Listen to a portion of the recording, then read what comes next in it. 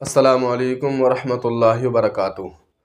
آج ہم آپ کے سامنے نماز کے شرائط لے کر کے آئے ہیں، اور انشاءاللہ یہ ہم نے نماز کا سلسلہ شروع کیا ہے نماز شروع سے لے کر کے، یعنی نماز کے شرائط، نماز کے فرائض، نماز کے واجبات، اور جو کچھ بھی نماز کو توڑنے والی چیزیں ہیں انشاءاللہ ان چیزوں کو ہم ایک ایک کر کے اور وضاحت کے ساتھ انشاءاللہ آپ کے سامنے رکھنے کی کوشش کریں گے۔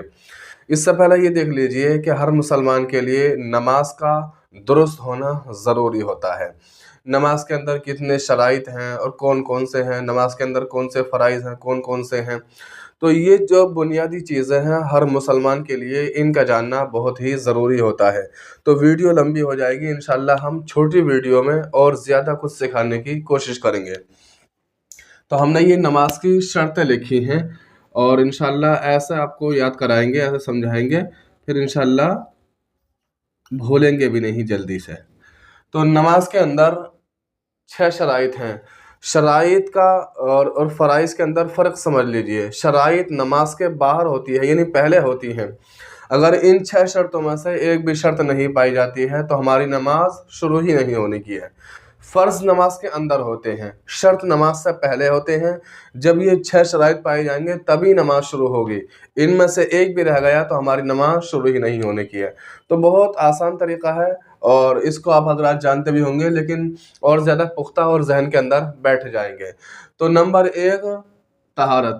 طہارت میں 3 چیزیں آتی ہے، نمازی کا بدن پاک ہونا، نمازی کے کپڑے پاک ہونا، اور جس جگہ پر نماز پڑھ رہا ہے اس جگہ کا پاک ہونا۔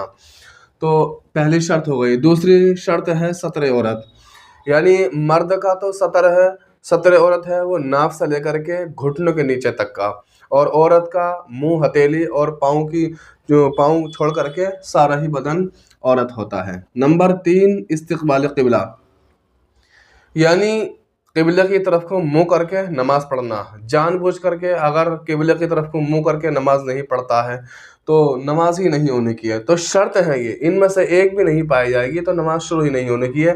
یہ چیز آپ حضرات اپنے ذہن کے اندر فٹ کر لیں۔